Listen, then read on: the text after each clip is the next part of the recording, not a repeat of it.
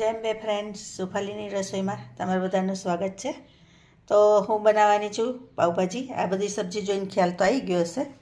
હવે આ ફ્લાવર છે, ફ્લાવરને મેં 15 મિનિટ પહેલાં ગરમ પાણીમાં પલાળી રાખ્યું હતું મીઠું નાખીને, કારણ કે એમાં જીવડા હોય ને તે બધા સાફ થઈ જાય એટલે.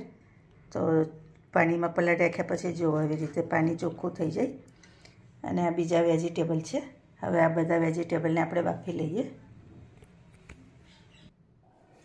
તો ફ્રેન્ડ્સ, હવે આ શાકભાજી બધું છે એ આપણે આમાં સમારી લઈશું.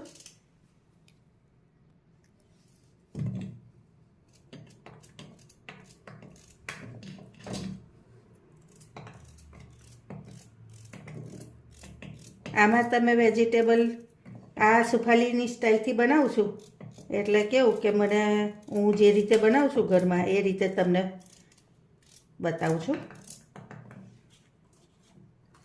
પછી આ કોબીજ છે એ અડધી એડ કરીશ. આ બધું આવી રીતે મોટું મોટું રાખશો ને તો પણ એ તો બફાઈ જ જવાનું છે.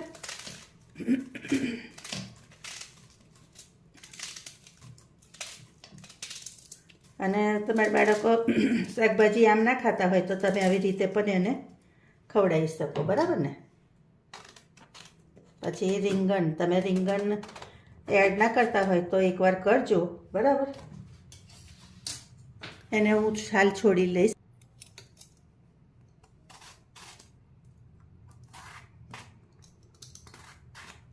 આનાથી શું થશે, ભાજીનો કલર પ્રોપર આવશે. જે પેલો બ્લેકનેસ જેવો આવે ને એવો નહીં આવે.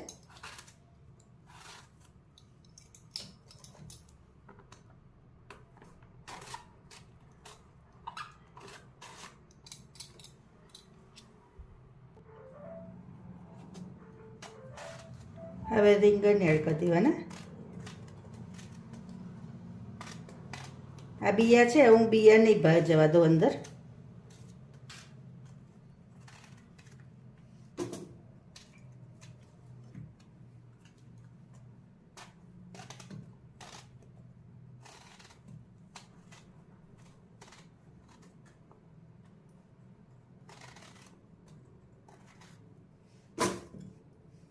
આવી રીતે બિયાનો ભાગ કાઢી લેવાનો અને એડ કરી દેવાનું.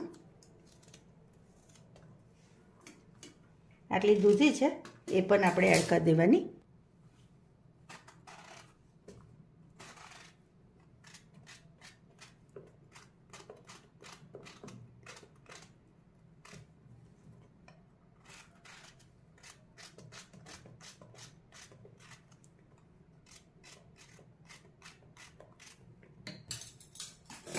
હવે આ ફ્લાવર છે, ફ્લાવર પણ સરસ ધોવાઈ ગયું છે, એ આપણે બધું એડ કરી દઈશું. એક ટિપ્સ એવી આપીશ કે તમારે આમાં છે ને બટાકા બને ને ત્યાં સુધી ઓછા એડ કરવાના, કાં તો ના નાખો તોય ચાલે. કારણ કે આમાં બટાકા તમે વધારે એડ કરશો ને તો તેલ એ વધારે શોષી લેશે અને લાગે નહીં વધારે. તો આવી રીતે તમારે શાકભાજી લઈ લેવાની. હું આટલો એક બટાકો લઈશ.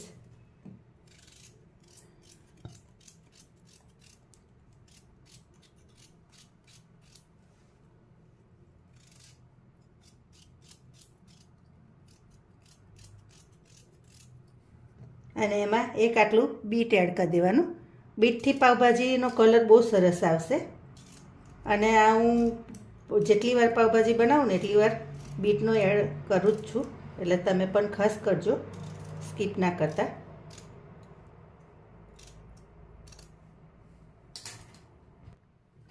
હવે આમાં સબ્જીની ભાગનું મીઠું થોડુંક એડ કરીશ. બહુ નહીં એડ કરવાનું, થોડુંક અડધી ચમચીથી ઓછું એડ કર્યું છે. અને પાવભાજીનો મસાલો 1 ચમચી આમાં જ એડ કરી દઈશ. તમે એકવાર આ રીતે પહેલાં આમાં નાખીને બનાવી જોજો, બહુ સરસ થાય છે. અને પાણી એડ કરી દેવાનું. હવે પાણી આશરે 1 કપ જેટલું રેડ્યું છે. હવે આને 4 થી 5 વિસલ થવા દઈશ. તો ચાલો ફ્રેન્ડ્સ, આપણે ભાજી બફાઈ ગઈ છે, જોઈ લઈએ. તો જો આ રીતની બફાઈ છે. હવે એને આ સ્મેશરથી પાઉંભાજીના સ્મેશર આવે ને એનાથી આવી રીતે સ્મેશ કરી લઈએ. તો જો ફ્રેન્ડ્સ, કેવો સરસ કલર અત્યારથી જ દેખાય છે. તો બરાબર થઈ ગયું છે. આ 3 ડુંગળી લીધી છે, એને આપણે મિક્સર જારમાં એડ કરી દઈશું. તમે ના ખાતા હો તો સ્કીપ કરી શકો, અને તમે ખાતા હો તો ગ્રેવીમાં ચોક્કસથી એડ કરજો.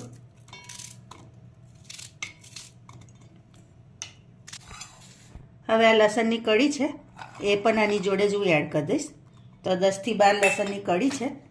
હવે આને પીસી લેવાનું. તો જો ફ્રેન્ડ, પીસાઈ ગયું છે. હવે આપણે તેલ એડ કરી દેવાનું.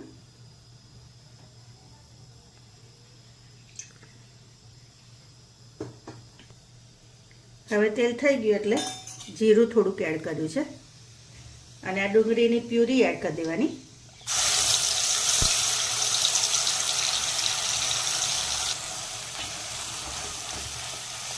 તો ગ્રેવીને બરાબર થવા દેવાની. આ સુફાલી સ્પેશિયલ પાવભાજી છે એટલે, અને કૈલાસબેન જે અમારા વ્યુઅર છે એમને થોડાક ટાઈમ પહેલાં મને કોમેન્ટ કરી હતી પાવભાજીની રેસીપી માટે. તો આ એમના માટે સ્પેશિયલ રેસીપી છે. તો જો ફ્રેન્ડ્સ, ગ્રેવીને થતાં 10 મિનિટ જેવું થઈ ગયું છે. હવે એમાં રૂટિન મસાલા આપણે એડ કરી દેવાના. તો તીખું મરચું છે, મરચું તમે તમારા ટેસ્ટ પ્રમાણે વધઘટ કરી શકો. પછી હું કાશ્મીરી મરચું એમાં વધારે એડ કરીશ. પાવભાજી મસાલો 1 ચમચી એડ કરીશ, અને ધનિયા જીરું 1 ચમચી એડ કરીશ. હવે આની જોડે જ હું 1 ચમચી બટર પણ એડ કરીશ.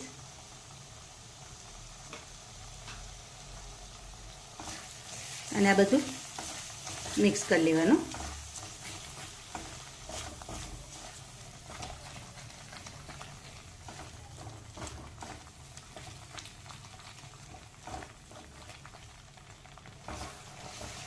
હવે આ ગ્રેવી થોડીક થવા આવે ને, બધું મસાલા એડ કર્યા પછી એમાં હું થોડુંક પાણી રેડીશ. આ મિક્સર જારમાં જ રેડી છે. આવી રીતે તમારે થોડુંક પાણી રેડી દેવાનું, અને એને થોડુંક ફૂલ તાપે થવા દેજો. અને એમાં ગ્રેવીના ભાગનું હું થોડુંક મીઠું પણ એડ કરી દઈશ. વધારે અત્યારે નહીં એડ કરું, પછી એડ કરીશ.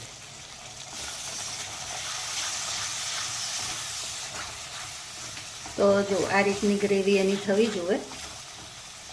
તમારી ગ્રેવી સરસ થશે ને તો પાવભાજીનો ટેસ્ટ આપોઆપ સરસ આવશે. હવે આ ભાજી આપણે સ્મેશ કરીને રાખી હતી ને એ બધી અંદર એડ કરી દેવાની.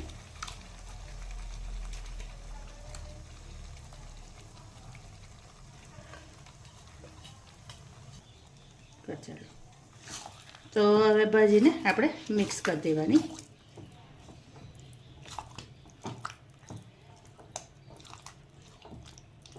તમે માનો નહીં ફ્રેન્ડ્સ, અત્યારે સુગંધ પણ ભાજીની બહુ સરસ આવે છે. હજી તો ખાલી એનો મસાલો જ કર્યો છે તોય. હવે એના ભાગનું મીઠું ભાજીનું આ વખતે થોડુંક તમારે છે ને ટેસ્ટ કરી લેવાનું, અને એના ભાગનું આપણે મીઠું એડ કરી દઈશું. હવે મીઠું એડ કરી દઈશ. હવે થોડુંક પાણી પણ હજુ રેડીશ. થોડીક ગड्डी છે ને ભાજી, થોડીક એને પતલી કરીશ. અને ગેસની ફ્લેમ હવે ફૂલ કરી દેવાની થોડીક, એટલે થોડીક મસાલો આમાં ખદખદે ને, મતલબ થાય ને, તો વધારે સરસ એનો ટેસ્ટ આવે.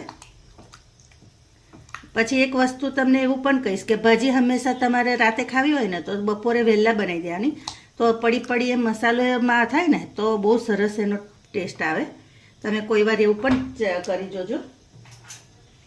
હવે આ કેપ્સિકમ છે અને ટમેટાં છે એ હું ઉપરથી એડ કરીશ. એમાં તમે ચાહો તો વઘાર કરો ને તે વખતે પણ એડ કરી શકો, પણ અમે આવી રીતે થોડુંક આમ કેપ્સિકમ ને ટામેટાનો ટેસ્ટ થોડોક કંચપતો આવે ને એવું રાખવા માટે ઉપરથી એડ કર્યા છે. હવે આને ઢાંકી અને 2-5 મિનિટ હું થવા દઈશ.